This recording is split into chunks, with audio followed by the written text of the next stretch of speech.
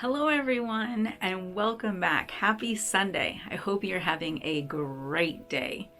We are back, and today we will be reading chapter 5 from A Shepherd Looks at Psalm 23 by Philip Keller. If you haven't seen the previous videos, please go back and I'll leave links below. Hopefully they work.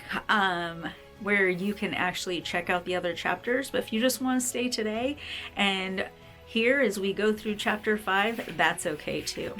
Before we get started, I think we'll do a quick little recap and actually read Psalm 23 together. Psalm 23. The Lord is my shepherd, I shall not want. He maketh me to lie down in green pastures. He leadeth me beside the still waters. He restoreth my soul. He leadeth me in the paths of righteousness for his name's sake. Yea, though I walk through the valley of the shadow of death, I will fear no evil, for thou art with me.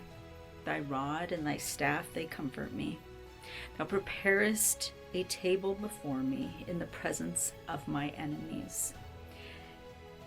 Thou anointest my head with oil, my cup runneth over. Surely goodness and mercy shall follow me all the days of my life, and I will dwell in the house of the Lord forever. Amen.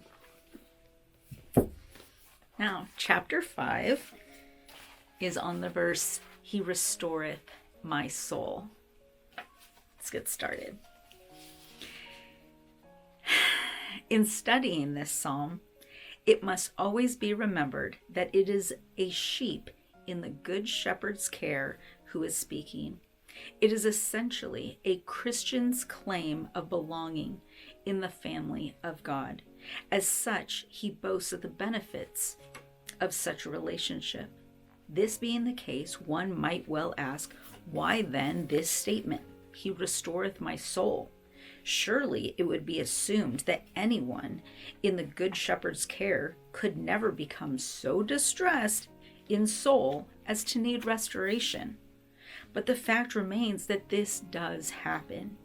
Even David, the author of the psalm, who was much loved of God, knew what it was to be cast down and dejected. He had tasted defeat in his life and felt the frustration of having fallen under temptation. David was acquainted with the bitterness of feeling hopeless and without strength in himself. In Psalm 42:11, he cries out, quote, "Why art thou cast down, O my soul, and why art thou disquieted within me? Hope thou in God." Unquote.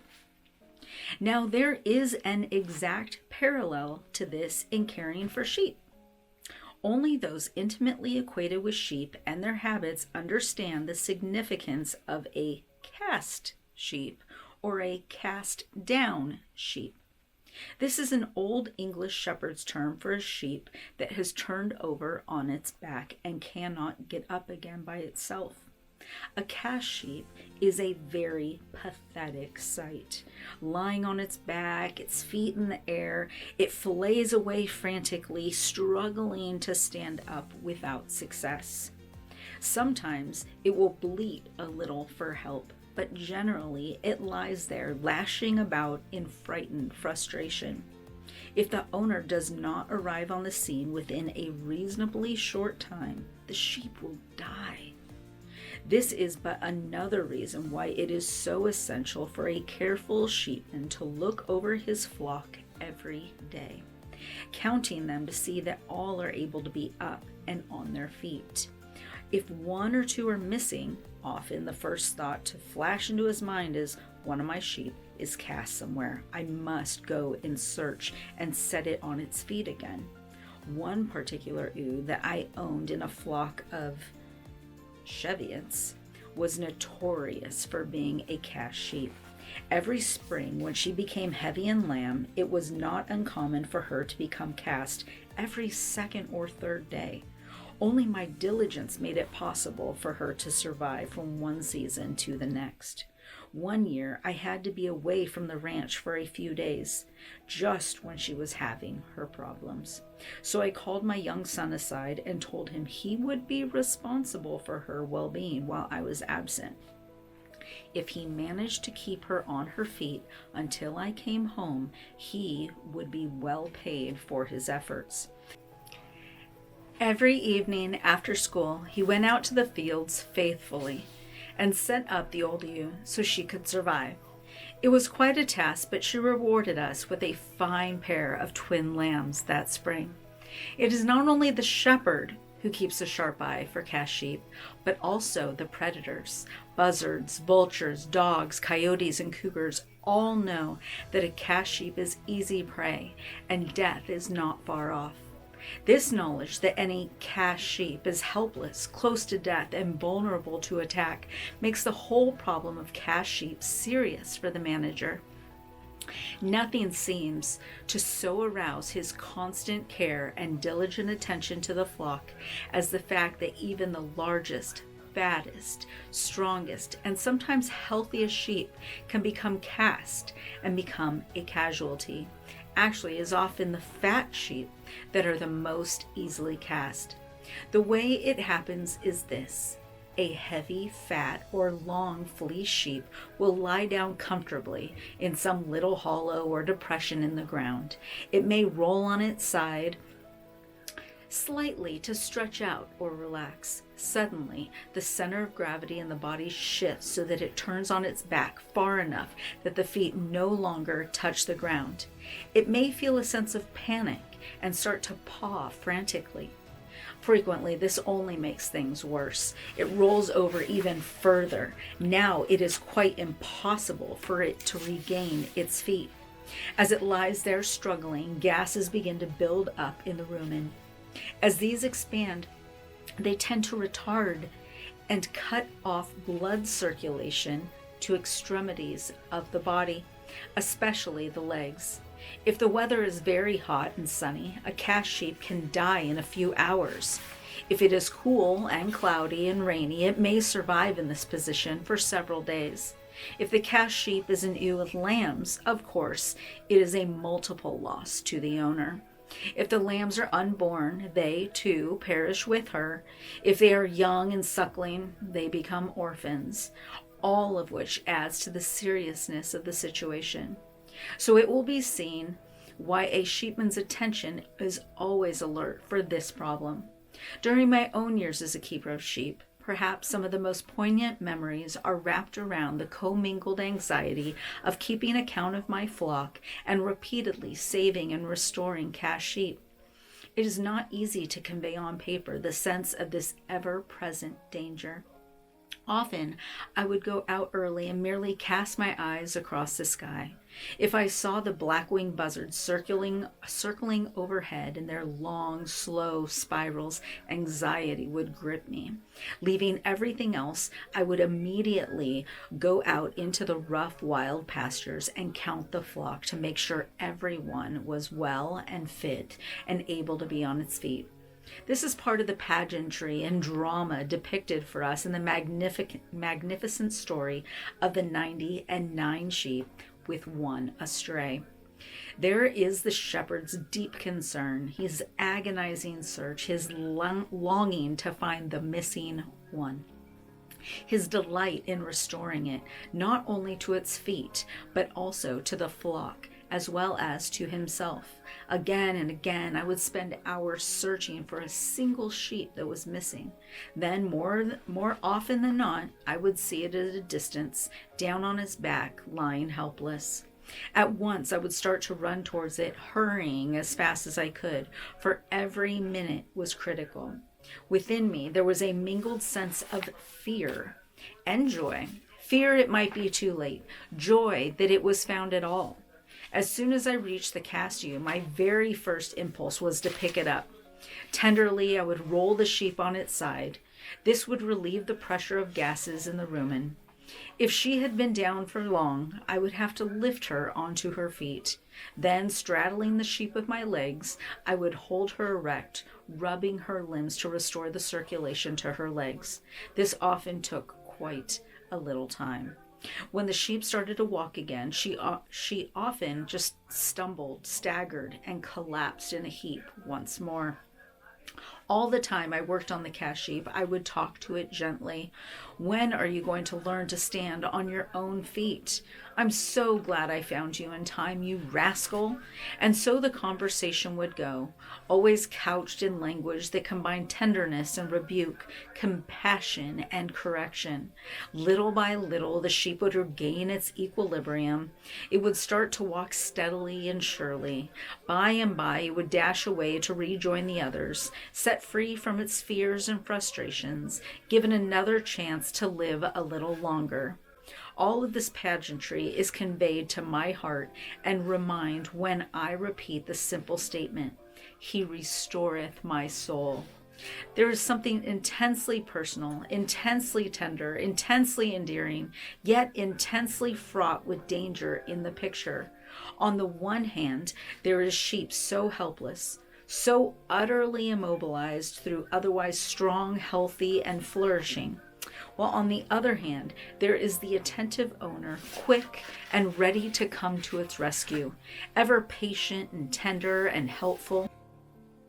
At this point, it's important to point out that similarly, in the Christian life, there is an exciting and comforting parallel here. Many people have the idea that when a child of God falls, when he is frustrated and helpless in a spiritual dilemma, God becomes disgusted, fed up, and even furious with him. This simply is not so. One of the great revelations of the heart of God given to us by Christ is that of himself as our shepherd. He has the same identical sensations of anxiety, concern, and compassion for cast men and women as I had for cast sheep. This is precisely why he looked on people with such pathos and compassion. It explains his magnanimous dealing with down and out individuals for whom even human society had no use. It reveals why he wept over those who spurned his affection. It discloses the depth of his understanding of undone people to whom he came eagerly and quickly, ready to help, to save, to restore. When I read the life story of Jesus Christ and examine carefully his conduct in coping with human need, I see him again and again as the Good Shepherd, picking up cast sheep. The tenderness, the love, the patience that he used to restore Peter's soul after the terrible tragedy of his temptations is a classic picture of the Christ coming to restore one of his own. And so he comes quietly, gently, reassuringly to me, no matter when or where or how I may be cast down. In Psalm 56:13, we are given an accurate commentary on this aspect of the Christian's life in these words. Thou hast delivered my soul from death. Wilt not thou deliver my feet from falling, that I may walk before God in the light of the living? We have to be realistic about the life of the child of God and face facts as they really are. Most of us, though we belong to Christ and desire to be under his control and endeavor to allow ourselves to be led by him, do on occasion find ourselves cast down. We discover that often when we are most sure of ourselves, we stumble and fall. Sometimes when we appear to be flourishing in our faith, we find ourselves in a situation of utter frustration and futility. Paul, in writing to the Christians at Corinth, warned them of this danger. Wherefore, let him that thinketh he standeth take heed lest he fall. 1 Corinthians 10:12. Admittingly, this may appear as one of the paradoxes and enigmas of our spiritual lives. When we examine it carefully, however, we will not find it too difficult to understand. As with sheep, so with Christians, some basic principles and parallels apply which will help us to grasp the way in which a man or woman can be cast. There is, first of all, the idea of looking for a soft spot. The sheep that chose the comfortable, soft, rounded hollows in the ground in which to lie down very often become cast. In such a situation, it is so easy to roll over on their backs. In the Christian life, there is great danger in always looking for the easy place, the cozy corner, the comfortable position where there is no hardship and no need for endurance, no demand upon self-discipline. The time when we think we have it made, so to speak, is actually when we are in mortal danger. There is such a thing as the discipline of poverty and privation, which can be self-imposed to do us worlds of good. Jesus suggested this to the rich young man who mistakenly assumed he was in a safe position when in truth he was on the verge of being cast down. Sometimes if, through self-indulgence, I am unwilling to forfeit or forego the soft life, the easy way, the cozy corner, then the Good Shepherd may well move me to a pasture where things aren't quite so comfortable, not only for my own good, but also his benefit as well. There is the aspect, too, of a sheep simply having too much wool. Often when the fleece become very long and heavily matted with mud, manure, burrs, and other debris, it is much easier for a sheep to become cast, literally weighed down with its own wool. Wool in Scripture depicts the old self-life in the Christian. It is the outward expression of an inner attitude, the assertion of my own desire and hopes and aspirations. It is the area of my life in which and through which I am continually in contact with the world around me. Here is where I find the clinging accumulation of things, of possessions, of worldly ideas beginning to weigh me down, drag me down, hold me down. It is significant that no high priest was ever allowed to wear wool when he entered the Holy of Holies. This spoke of self, of pride, of personal preference, and God could not tolerate it. If I wish to go on walking with God and not be forever cast down, this is an aspect of my life which he must deal with drastically. Whenever I found that a sheep was being cast because it had too long and heavy a fleece, I soon took swift steps to remedy the situation. In short order, I would shear it clean and so forestall the danger of having the ewe lose her life. This was not always a pleasant process. Sheep do not really enjoy being sheared, and it represents some hard work for the shepherd, but it must be done. Actually, when it is all over, both sheep and owner are relieved. There is no longer the threat of being cast down, while for the sheep there is the pleasure of being set free from a hot, heavy coat. Often the fleece is clogged with filthy manure, mud, burrs, sticks, and ticks. What a relief to be rid of it all. And similarly, in dealing with our old self-life, there will come a day when the Master must take us in hand and apply the keen, cutting edge of his sword to our lives. It may be unpleasant business for a time. No doubt we'll struggle and kick about it. We may get a few cuts and wounds, but what a relief when it is all over. Oh, the pleasure of being set free from ourselves. What a restoration. The third chief cause of cast sheep is simply that they are too fat. It is a well-known fact that over-fat sheep are neither the most healthy nor the most productive. And certainly it is the fattest that most often are cast. Their weight simply makes it that much harder for them to be agile and nimble on their feet. Of course, once a sheepman even suspects that his sheep are becoming cast for this reason, he will take long-range steps to correct the problem. He will put the ewes on a more rigorous ration. They will get less grain, and the general condition of the flock will be watched very closely. It is his aim to see that the sheep are strong, sturdy, and energetic, not fat, flabby, and weak. Turning to the Christian life, we are confronted with the same sort of problem. There is the man or woman who, because they may have done well in business, or their careers, or their homes, feel that they are flourishing and have arrived. They may have a sense of well-being and self-assurance, which in itself is dangerous. Often, when we are most sure of ourselves, we are the most prone to fall flat. In his warning to the church in Revelation 3:17, God points out that though some considered themselves rich and affluent, they were actually in desperate danger. The same point was made by Jesus in his account of the wealthy farmer who intended to build more and bigger barns, but who in fact faced utter ruin.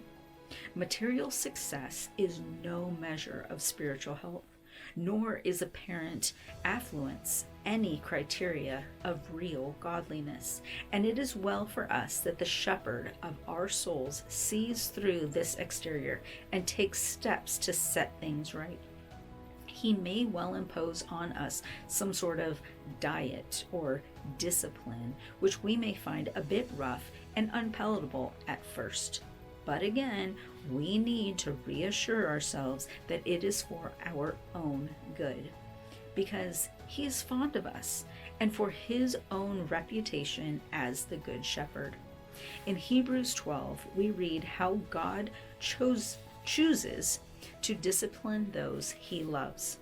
At the time, it may prove a tough routine, but the deeper truth is that afterwards, it produces a life of repose and tranquility, free from the fret and frustration of being cast down like a helpless sheep. The toughness it takes to face life and the formidable reverses which it brings to us can come only through the discipline of endurance and hardship. In his mercy and love, our Master makes this a part of our program. It is part of the price of belonging to him. We may rest assured that he will never expect or ask us to face more than we can stand. 1 Corinthians 10:13. But what he does expose us to will strengthen and fortify our faith and confidence in his control. If he is the Good Shepherd, we can rest assured that he knows what he is doing. This in of itself should be sufficient to continually refresh and restore my soul. I know of nothing which so quiets and enlivens my own spiritual life as the knowledge that God knows what he is doing with me. Well, that is the end of the chapter, end of chapter 5. What do you think? Give you some stuff to think about? Every time I read it, I think I pick up on some different little parts that affect me and my life, where my life has been, where it's going now. Hopefully it does the same for you as well. And if you're not familiar with the verses referred to in the book, well, maybe you break open the Bible and you can read them for yourself. Maybe the words there will also speak to your heart, and maybe you'll hear God's voice in what he's trying to say. Thank you for sharing this time. I love you all very much. I pray that God protects you, keeps you in his loving arms, and I will see you next time. Love you. Bye-bye.